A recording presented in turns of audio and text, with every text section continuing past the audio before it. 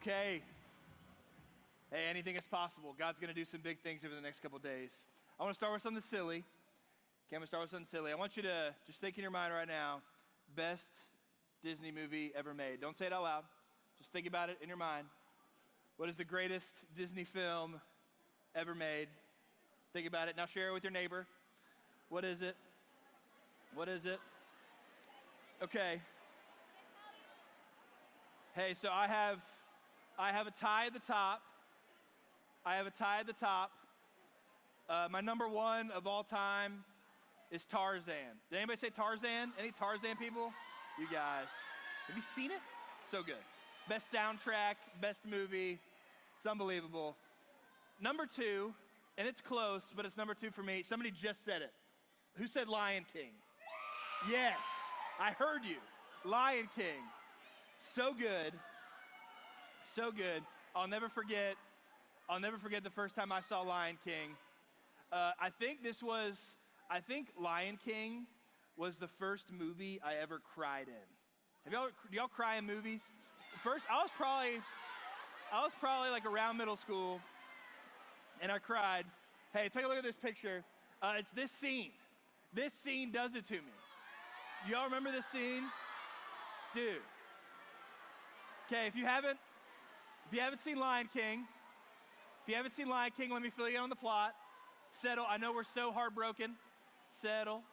I know we're heartbroken over seeing this traumatic image.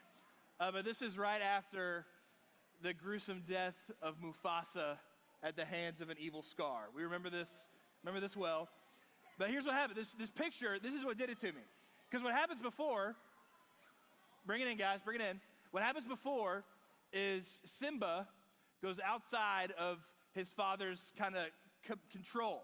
His father, Mufasa, sets some guidelines for him, and Simba goes out on his own way, right? Simba going out, adventuring, and all of a sudden, his dad has to come to the rescue. There's hyenas. It's scary. It's crazy. Simba was in a place that he never should have been, and his dad had to come rescue him. And what happens is Mufasa ends up in a little skirmish with Scar. Mufasa dies, and then we have this moment with Simba. Turn it off. I'm going to start crying just looking at it. But we have this moment where Simba is sad that Mufasa, his dad, is gone, but you also see that he's feeling some responsibility for it. And he's feeling some shame about it because he knew, hey, this never would have happened if I didn't go outside of where my dad wanted me to be. And we see Simba filled with the shame, and Simba makes a decision to leave the pride. He left his fellow lions, and he went out on his own. And he runs into a pig named Pumbaa. Is Pumbaa the pig? You got Pumbaa, you got Timon. And Simba, even though Simba was next in line to be king, the shame that he felt after his dad died, the shame that he felt after being in that situation, brought Simba to a place that he never should have been. He was just kicking it with Timon and Pumbaa, eating bugs, Hakuna Matata. Like he was just living his life. Even though, right, Simba had a greater calling. Like there was a bigger purpose for Simba's life. He was going to be king. But because of his shame, because of the guilt and shame that he felt, he neglected that purpose and went off and did his own thing. And I wonder for us, if we're carrying shame in our life that's holding us back from what God wants us to do. Like Simba was walking with his dad. Simba grew up with his dad. Simba loved his dad, but somewhere along the way he began to wander, and then the shame separated him from what he was called to. So you may be in the room and you've been walking with God, and you would say you're a Christian and you've trusted in Jesus. But somewhere after that, there was a mistake that you made, or there's a sin that's kind of been prevalent in your life, and there's this shame that's blocking you from really being close with Jesus who saved you. I think there's probably some of us in the room that feel that way, and maybe for others of us, like we've never believed in God, we've never trusted in Jesus because the shame that we feel in our life is just too much to bear. Or there's something in our past. There's something in our past that's blocking us from really surrendering everything we have to Jesus. As I was praying about, man, God, what do you want to share with middle schoolers this week? Like, what do you want to say? Like, what do you want them to know? Like, you guys are in a really, really critical point of your life. Like, you're at elementary school, you're not kids, you're young men and women, you're probably looking forward to high school and gridiron glory, fellas and ladies. You're looking forward to all the stuff that ladies do, But like, you're in this point where the decisions that you make today could impact where you go in the future. And you may be 11, 12, 13 years old, but the choices that you make and the decisions that you make today impact who you will become. So I feel like God just wants you to know that you're more than your past, that God sees you for more than your past. God sees you for more than the mistakes that you've made. And we're gonna talk about that tonight. For those of you who have raised your hand, that you've been to camp before, you may have had an experience where you come to camp and you experience God. You remove distractions from the world. You're with your friends. You're worshiping twice a day in this room with all your closest friends, and you experience God in a real way. And you make some promises. Like, you may have made promises to God in the past, like, hey, God, I'm not going back to that sin again. Hey, God, I'm not going to gossip again. God, I'm not going to talk about that with my friends again. You may have made promises, and they're promises that you haven't been able to keep, and there's a shame that's built up in your life. But I just want to share a story about a guy named Peter. Who messed up, who, even though he was walking with God, even though he knew Jesus, he messed up, he made a mistake, he failed, and he almost let shame keep him from walking with God more. So the big question tonight is this, what does God think of you when you fail? What does Jesus think about you when you fail? Like, think to yourself right now, hey, what do I actually believe Jesus thinks about me when I fail? Do I think he's disappointed? Do I think he's mad? Do I think he doesn't want anything to do with me? We're going to answer that question tonight. What does Jesus think about you in the midst of your failure? Peter was a guy who it was one of Jesus' earliest disciples. He was a fisherman. Jesus went to him in his boat, called him to be a fisherman. Peter wasn't the sharpest tool in the shed. He was like a all heart, no brain kind of guy, kind of like me. Like, not the smartest tool, but he would fight if he wants to. He was a big dude. Like, he didn't have much to offer. But Jesus saw something in him. He calls him to be a disciple after he was a fisherman. And Peter walked with Jesus for his 3 years of ministry. Jesus tells Peter, this is the night before Jesus was going to be arrested. And Jesus tells Peter, hey, I'm going to be arrested, and there's going to be a point, Peter, where you turn your back on me. And even though you've seen the miracles I've done, the miracles we sang about, even though you've heard me talk and you've walked with me, you're going to, in the face of persecution, in the face of danger, you're going to deny me. And Peter, big tough guy, says, I would never do that, Jesus. Like, I'm the man. So Peter's like, no way, not me. And Jesus is like, yeah, it's going to be you. And then we see this moment. Jesus gets arrested. Peter, because he's all heart, no brain, he's like, I know how to fix this. He takes out a knife. He slashes the cop's ear off. Like, that's going to do anything. There weren't cops back then. They were soldiers.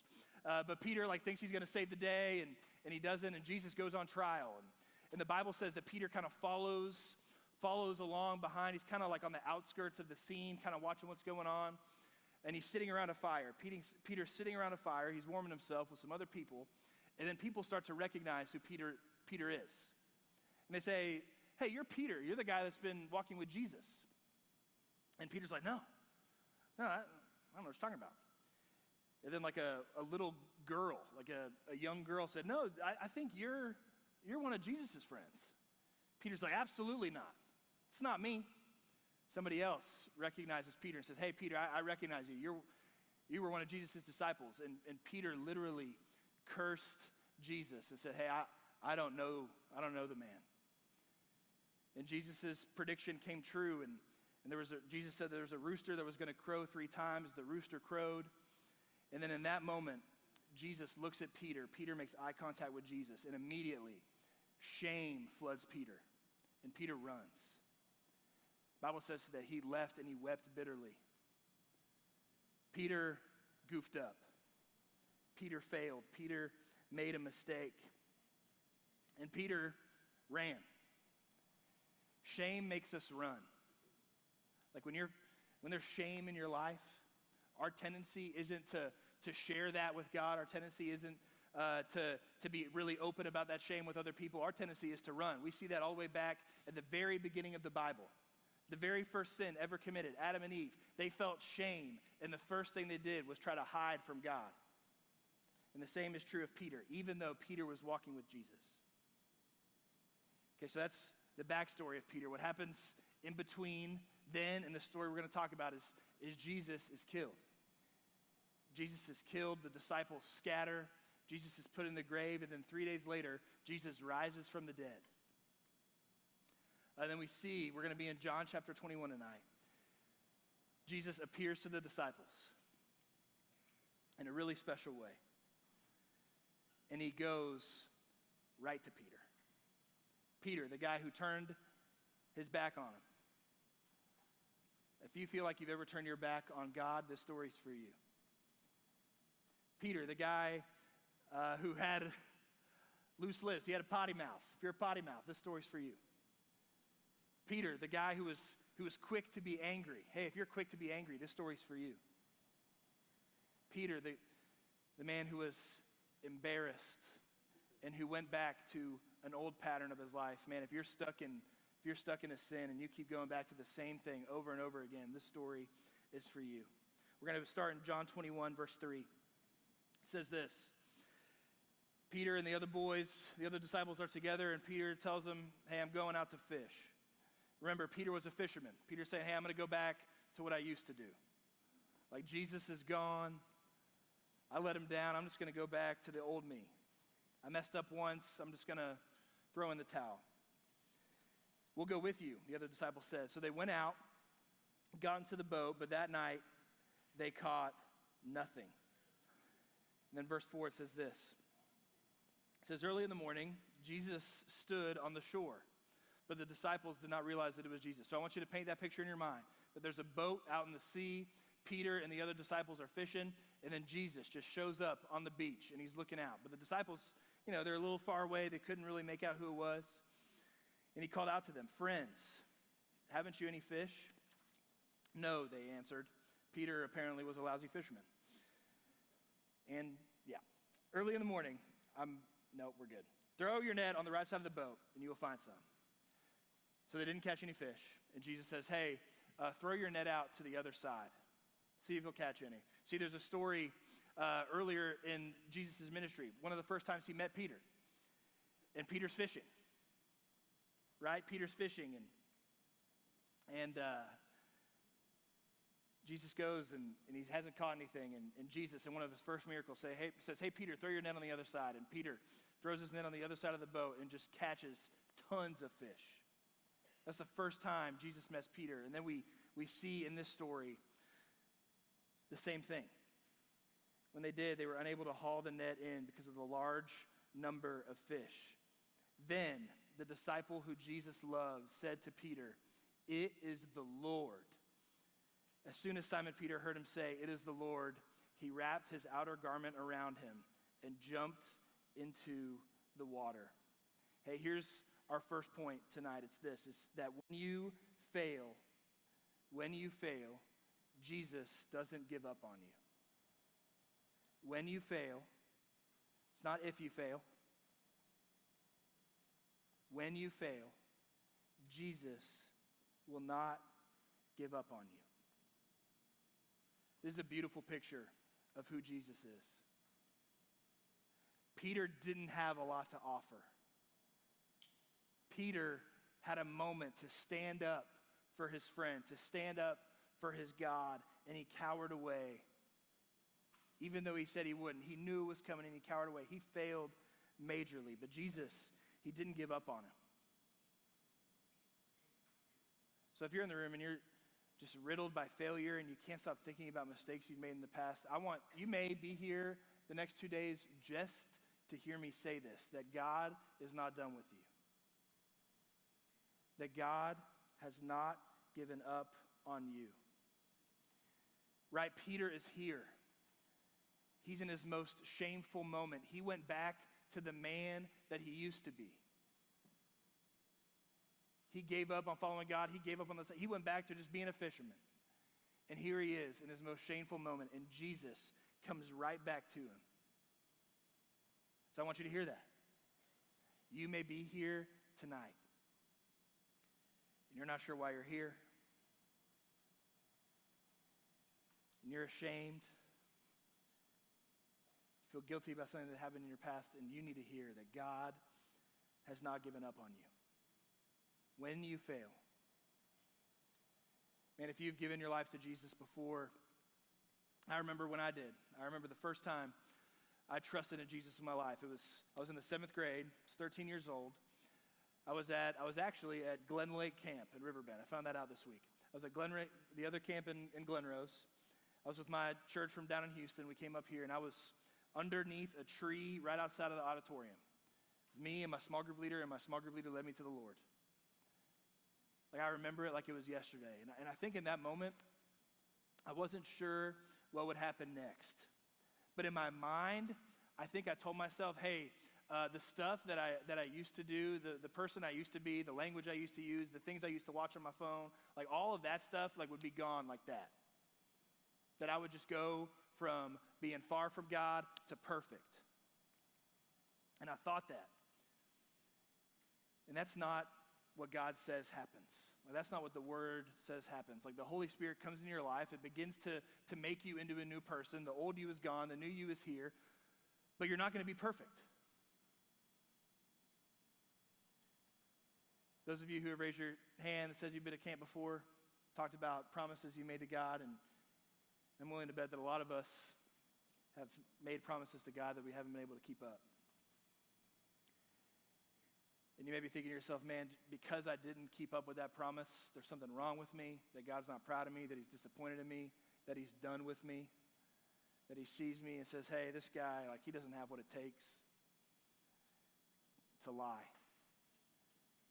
Say, if you believe that when you give your life to Jesus, when you become a Christian, that you're going to be perfect, couldn't be further from the truth. You will never be perfect.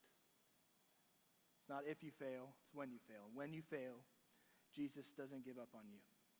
Let's keep reading. Verse 8 says this. It says, so Peter, remember, he jumps out of the boat. He starts swimming. He sees Jesus. He's like, oh my gosh, Jesus didn't give up on me. He's here. I'm going to go to him. The other disciples followed in the boat, towing the net full of fish, for they were not far from shore, about 100 yards. When they landed, they saw a fire of burning coals there with fish on it. That fire of burning coals we're going to come back to. So remember that, burning coal fire. When they landed, they saw a fire burning coals there with fish on it and some bread. This is the first fish sandwich ever. Jesus is making it. Jesus says, hey, come get some breakfast. Jesus said to them, bring some of the fish you have just caught. So Simon Peter climbed back into the boat. Remember, Peter jumped out of the boat, went all the way to the beach, and then climbed back in the boat. Dragged the net ashore. It was full of large fish, but even with so many, the net was not torn. Jesus said to them, come and have breakfast. None of the disciples dared ask him, who are you? Because they knew it was the Lord. Our second point tonight is this, is that when you fail, Jesus reminds you of a relationship. It's not if you fail, it's when you fail. Jesus reminds you of a relationship. What does God do to you when you mess up? What does God think of you when you fail? What does God think of you when you've done that thing again and again and again? He calls you and he wants to have breakfast. Like he just wants to sit around a fire. He wants to talk with you. He doesn't want to scold you. He doesn't want to make you feel bad. Like he wants you to come close to him. He knows we're going to mess up. All Jesus wanted to do in this moment was to reconnect with Peter, to go back to the relationship that they once had. When you fail, Jesus wants to remind you of the relationship that you can have with him. If you've trusted in him before, you know what it's like. You know what it's like to walk with Jesus. You know what it's like to believe in him. You know what it's like to be forgiven by him. Like, he wants to go back to that. Like, when you fail, that's all he's asking of you.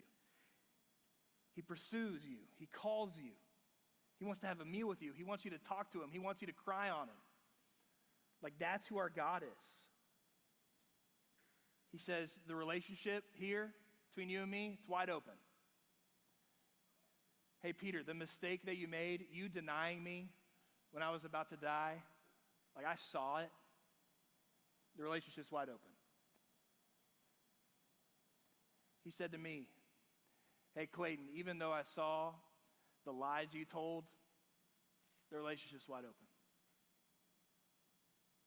Hey, Clayton, even though I saw the way that you treated other people, hey, Clayton, even though I saw the way you treated your friends and talked bad about your friends, hey, Clayton, even though I saw the other things you tried to put above me, I'm still here. The relationship's wide open. You may be here tonight, and that's the only thing that you take away for the next 2 days, that Jesus is saying, hey, the relationship's open. Like, my arms are out. I just need you to get out of the boat and come to me. When you fail, Jesus reminds you of a relationship. I said we were going to go back to the charcoal fire. So it says that Jesus was on the beach, and he had the fish, right, on the charcoal fire. Fire is mentioned a lot in the Bible. Like, the word fire, all throughout the Bible. Charcoal fire is only mentioned twice. And this is really important. Charcoal fire is mentioned here in this story where Jesus is cooking fish, and it's also mentioned in John 18:18. And it says this. It's going to be up on the screen. I don't know if I put it. Yeah, there it is. Because it was cold, the household servants and the guards had made a charcoal fire. They stood around it, warming themselves. And Peter stood with them, warming himself. This fire, this verse, this is back when Peter is watching the trial of Jesus. Peter stood around a charcoal fire as he denied Jesus 3 times. Man, I read this in the Bible and I just wonder, like, Peter probably from that point forward could have associated any charcoal fire with the greatest failure of his life. He could have said anytime he went to a barbecue, we're going to have hot dogs in a couple days. Like, anytime like Peter went to a barbecue and saw a charcoal fire, he would be reminded of this failure in his life. And Jesus, I don't know Jesus' motive here, but I think Jesus is saying, hey, Peter, I want to create a new memory for you. Like, hey, I don't want you to be riddled and reminded of your shame and of your worst moment. Like, I want to create a new moment with you. Jesus is reminding you, hey, the relationship's open. You just got to get out of the boat and come to me. Let's finish the story. Verse 15, when they had finished eating, Jesus said to Simon Peter, son of John, do you love me more than these? Yes, Lord, he said, you know that I love you. Jesus said, feed my lambs. Again, Jesus said, Simon, son of John, do you love me? He answered, yes, Lord, you know that I love you. Jesus said, take care of my sheep. The third time, Jesus said to him, Simon, son of John, do you love me? Peter was hurt because Jesus asked him the third time, do you love me? He said, Lord, you know all things. You know that I love you. This is the last point tonight. It's this, it's that when you fail, Jesus has a purpose for you. When you fail, Jesus has a purpose for you. You aren't damaged goods. You're not on God's C team. You're not going to be reminded of that failure. Jesus has a purpose for you. In the midst of your failure, regardless of what your past is, you're more than your past. Jesus asked Peter these questions, and he doesn't ask about the past. He says, hey, Peter, do you love me? Here's what I want you to do. He's looking towards the future. Jesus says, hey, do you love me? Peter says, yes. He says, hey, feed my sheep. Let's reach my people. Let's teach my people. Let's spread the gospel. Let's go out into the world. Let's share about my love. Like, Jesus had plans for Peter, even though Peter was a screwed up dude. Peter messed up. Jesus comes into the story and says, hey, even though you had a terrible moment, I have great plans for you. I have purpose and meaning for your life. God is telling you that tonight as well. Whatever past you have, whatever choices you've made, whatever words you've spoken, Jesus is saying, hey, in the midst of your failure, in the midst of your past, I have a purpose for your life. Jesus didn't want Peter to sit in his shame for the rest of his life, and Jesus doesn't want that for you either. Jesus wants you to run to him. I had, my wife gave birth to a daughter a little over a year ago, and she's just figuring out how to walk. And it's awesome. She can't do it. It's terrible. And I have been a dad now for 16 months. 16 months. I'm not keeping track. Been a dad just a short amount of time. I'm not a great dad. I don't know what's going on. I don't know how to teach my daughter how to walk. But she's trying to figure it out, and she stands up, and she kind of waddles and falls down. And she can't really stand up on her own, so it's like, what do you think I'd do in that situation? Where Olivia's walking around, and she falls, and she eats it.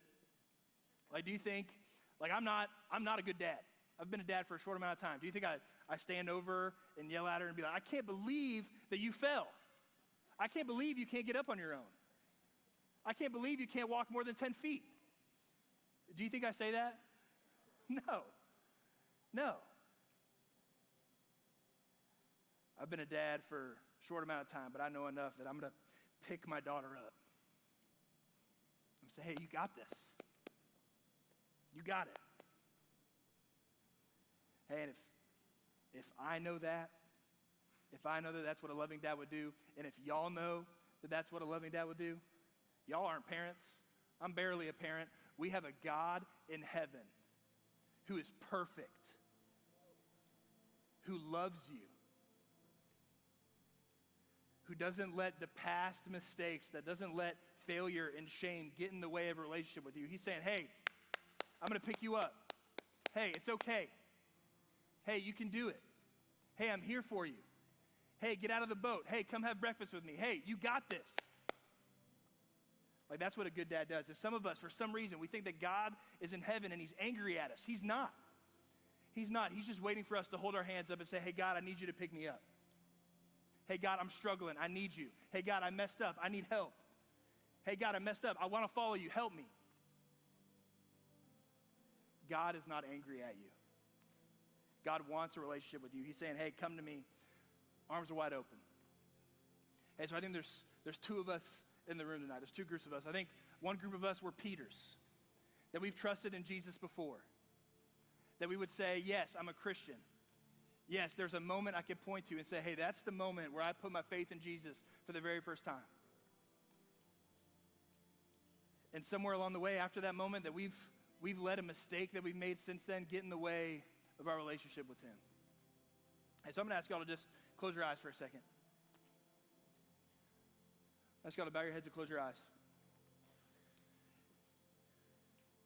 Hey, if that's you, if you would identify with being a Peter, if you know that you know that you know that I am a Christian, that I've trusted in Jesus, that there's been a moment where I've prayed with someone, where I've gotten baptized, where I've said, God, I'm yours. But somewhere along the way, we've let a decision or we've let something in our past get in the way of really being close to him. Hey, I want tonight to be the night that you give it up. That you lift up your hands. That you lift up your hands and say, hey, God, I'm giving this to you. I need your help. The shame I'm feeling, I don't want to carry it anymore. I don't want to let it get in the way of the relationship I have with you.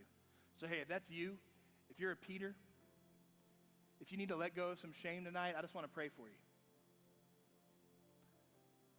Let's pray right now. If that resonates with you, I want you to pray this prayer with me. God, I love you. Lord, I believe that you're my Savior. But I've let shame get in the way. So God, I just pray that you would take this shame from me. That it wouldn't cause me to run from you anymore. That I would remind myself what it's like to walk with you. I love you. Hey, and there's others of us in the room tonight. You can look at me now. I'm going to ask y'all to stand up, actually. Y'all stand up with me. Hey, don't talk. Stay in the moment. Hey, so there's Peters in the room who have been walking with Jesus for a while. I think there's others of us in the room who have never believed who Jesus is, who have never taken the leap and said, hey, I'm a Christian. Hey, I trust you. Young men in the room, specifically, I want you to look at me. There is no greater decision that you can make than to decide to trust and follow Jesus. Young men in the room, ladies, I can't relate to you as much because I'm not a lady, but young men, I know what it's like to be in your shoes. I know what it's like to want to be God's man. I know what it's like to want to be a manly man. And I'm telling you, fellas, the manliest thing you could do, the way you become God's man, is by trusting him. Ladies, the most womanly, awesome thing you can do is believe in Jesus. Because here's what happens, like we've all sinned. We've all sinned against God, and God loved us so much that he would send his son Jesus to live a perfect life, to perform miracles, to walk throughout the earth, to live a perfect life, to willingly sacrifice himself, willingly die for you. Jesus rose from the dead 3 days later, defeating death, and he says, hey, if you believe in me, everyone who believes in me won't die, but will have eternal life with me in heaven.